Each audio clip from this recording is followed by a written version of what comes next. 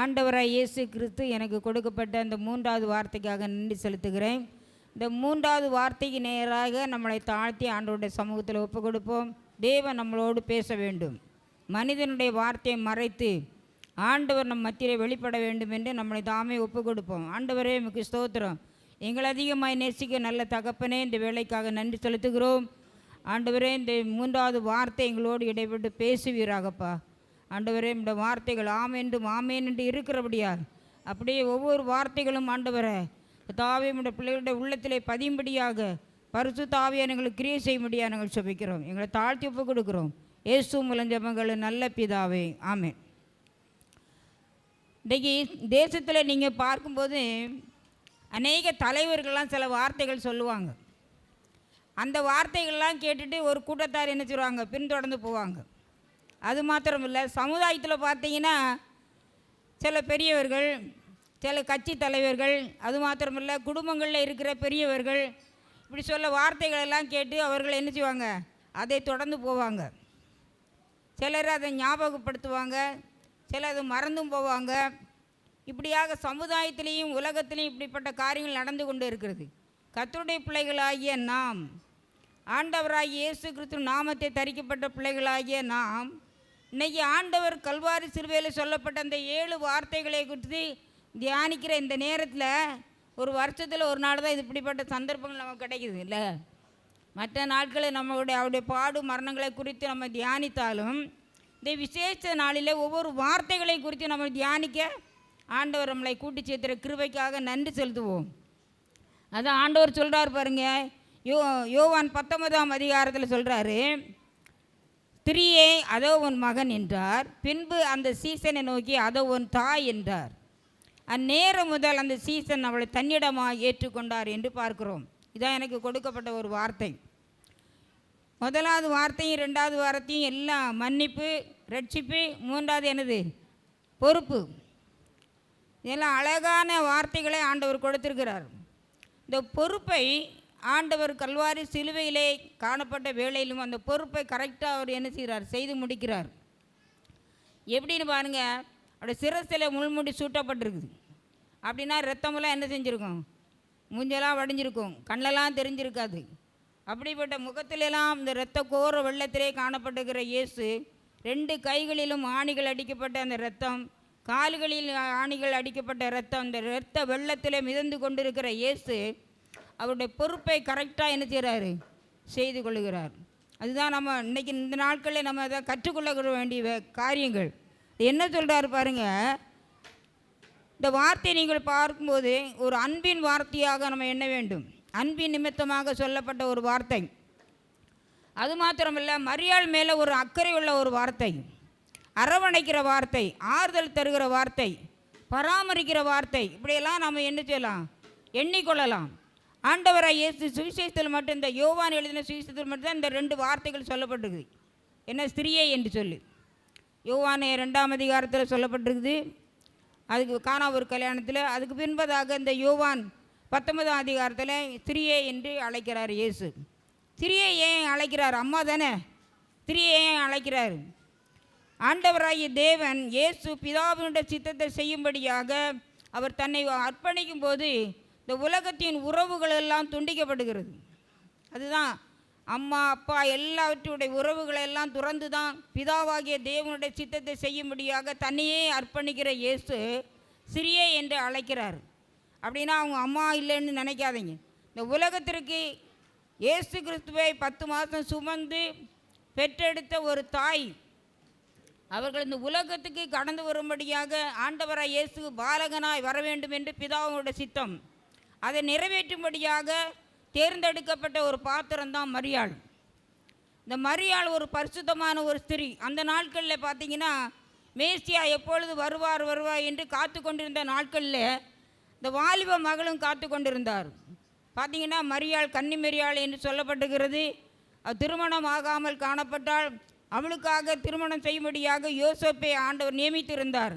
அப்படிப்பட்ட ஒரு சூழ்நிலை மரியாளை ஆண்டவர் தெரிந்து கொண்டு ஒரு இயேசு பிறக்கும்படியாக அந்த பாத்திரத்தை அவர் தெரிந்து கொண்டார். அதுதான் மரியாள். மரியாள் ஒரு பரிசுத்தமான ஸ்திரீ. அது மாத்திரமல்ல, ஒரு கனத்துக்குரிய ஸ்திரீ.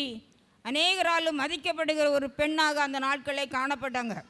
ஏன்னா இந்த நாட்களில் வந்தால் மரியாளுக்கு ஒரு சபை கொடுக்கப்பட்டிருக்கு, மரியாள் தான் சபையின் தலைவர் என்று சொல்லி மரியாளை ஆராதித்து கொண்டு இருக்கிற ஒரு கூட்டம் இப்பொழுது எனக்கு நம்ம மத்தியிலே காணப்படுகிறது. கர்த்தருடைய பிள்ளைகள் இந்த நாட்களில் நம்ம தெளிவாக இருக்க வேண்டும். மரியாள் நமக்காக பாடுகள் அனுபவிக்கலை, நமக்காக ரத்தம் சிந்தலை, நமக்காக எதையுமே செய்யலை. ஆனால் இந்த நாட்களில் அதிகமாக மக்கள் ஒரு கூட்டம் ஓடிக்கொண்டு இருக்கிறது. மரியாள் தான் எல்லாம், சபையின் தாய், குடும்பத்தின் தாய், அவங்க தாய் இல்லாமல் பிள்ளை இல்லை என்று சொல்லி ஒரு கூட்டத்தார் பேசி கொண்டு இருக்கிறாங்க. நாம் இந்த நாட்களை ஒரு தெளிவுள்ளவர்களாய் காணப்பட வேண்டும். அதான் பாருங்கள் சொல்லப்பட்டு பாருங்கள். அது மரியாள் லூக்கா 1:27-28 நீ பார்ப்பேன்னா அந்த மரியாளை தேவதூதன் வாழ்த்துறார். கிருபை பெற்றவளே, ஸ்திரீகளுக்குள் ஆசீர்வதிக்கப்பட்டவளே என்று சொல்லி கேப்ரியல் தூதன் அந்த மரியாளை வாழ்த்துகிறான். வாழ்த்தும் போது எப்படி இருந்திருப்பா பாருங்க. அதனால தான் ஆண்டவர் அந்த பாத்திரத்தை தெரிந்து கொண்டார்.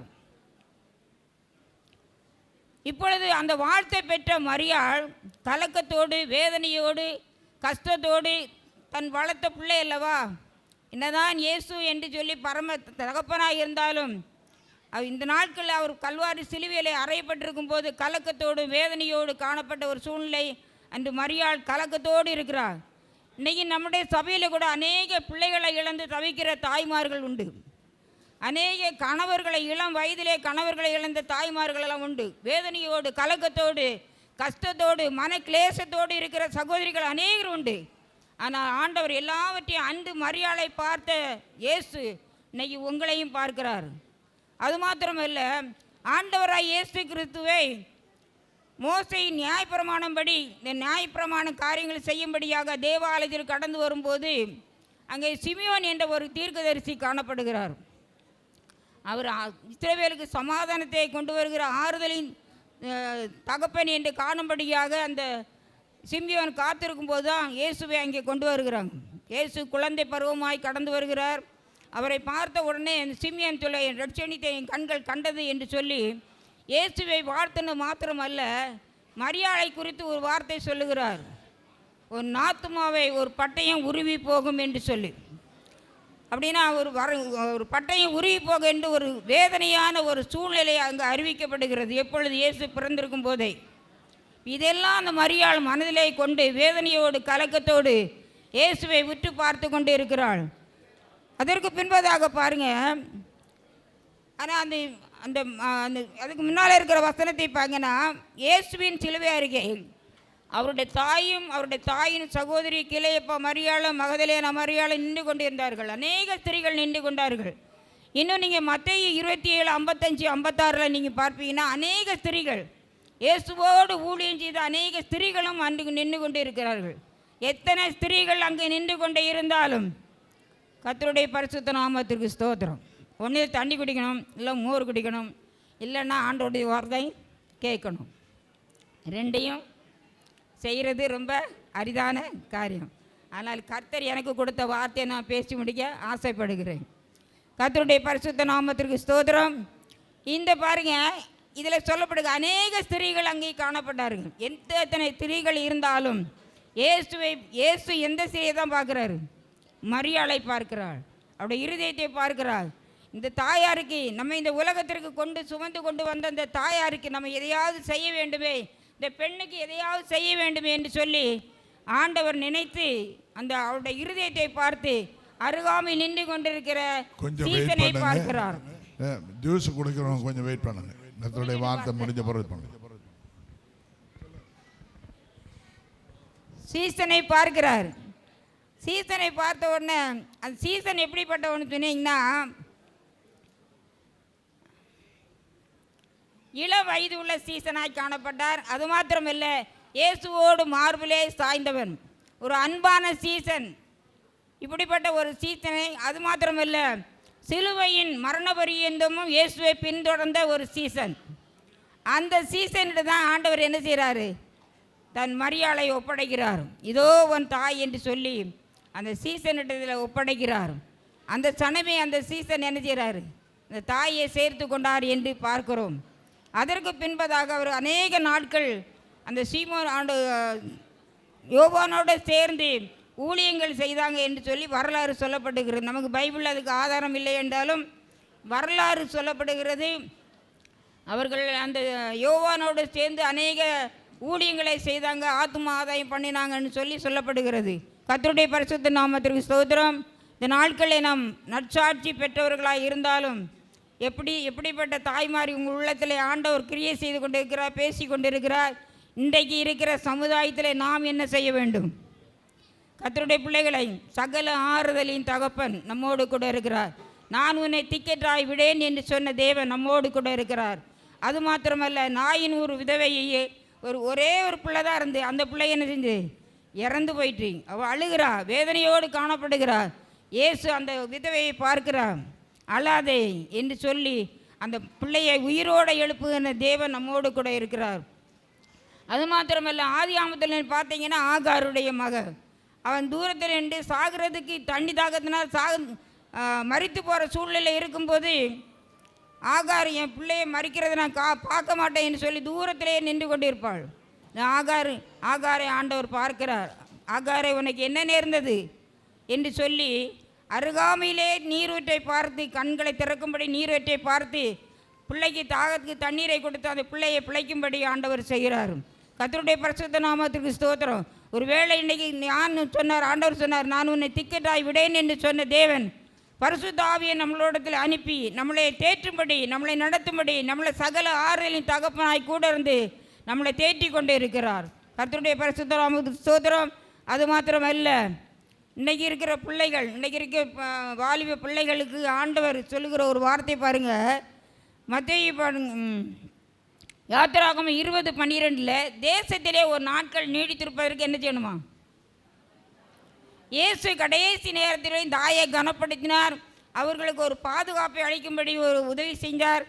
அவர்களை எப்படியாவது அரவணைக்க வேண்டும் என்று சொல்லி ஒரு எண்ணத்தோடு அந்த கல்வாரி சிலுவையிலே அந்த வார்த்தைகளை சொல்லி என்ன செஞ்சார்? ஒப்பு கொடுத்தார். சீமோன் நல்ல யோவான், அன்பான சீசனாகிய யோவான்கிட்ட ஒப்படைத்தார். இன்றைக்கு கர்த்தருடைய பிள்ளைகள் நம்முடைய கரத்தில் ஆண்டவர் தந்திருக்கிறார். சில காரியங்களை, சில பொறுப்புகளை தந்திருக்கிறார். நாம் என்ன செய்ய போகிறோம்? அது மாத்திரம் சொல்லிட்டீங்களா? யாத்திராகமம் 20:12 தேசத்தில் ஒரு நாட்கள் நீடித்திருப்பதற்கு பெற்றோரை உபாகமம் 5:16 எடுங்க பாருங்க. ஒரு தேசத்திலே நீங்கள் நன்றாக இருக்கிறதுக்கு தாயின் தகப்பனை என்ன செய்யணும்? கனம் பண்ணணும். இதே நீங்கள் புதிய ஏற்பாடில் வந்தீங்கன்னா, புதிய ஏற்பாட்டுக்கு எபேசியர் வாங்க. எபேசியர் 6:2-3 எல்லாருக்கும் தெரிஞ்ச ஒரு வார்த்தை தான். வாழ்நாள் நீடித்திருப்பதற்கு என்ன செய்யணுமா? கனம் பண்ணு. அவர் தாயை மட்டும் கனம் பண்ணார். ஏன்னா தாய் மட்டும்தான் அப்போ இருந்தாங்க. அதற்கு முன்பதாகவே யோசேப்பு இறந்து விட்டார் என்று சொல்லி வரலாறு சொல்லப்படுகிறது. அந்த நாட்கள் மரியாள் விதவையாக காணப்பட்டாள். கர்த்தருடைய பிள்ளைகளை இந்த நாட்களில் நமக்கு கொடுக்கப்பட்டிருக்கிற பொறுப்புகளை, அது குடும்பமாக இருக்கலாம், பெற்றோராக இருக்கலாம், அல்லது சபையின் சில ஊழியங்களாக இருக்கலாம், ஒரு பாய் போடுகிற ஊழியராக இருக்கலாம், சேறு அடுக்கி வைக்கிற ஊழியங்களாக இருக்கலாம். எப்படிப்பட்ட ஒரு பொறுப்பை நம்முடைய கரத்தில் ஆண்டவர் கொடுத்திருந்தால் இந்த பொறுப்புகளை சரியாக செய்து ஆண்டவருடைய நாமத்தை மையப்படுத்துவோம். கர்த்தர் தாமே இந்த வார்த்தைகளை ஆசீர்வதிப்பாராக. ஆமென்.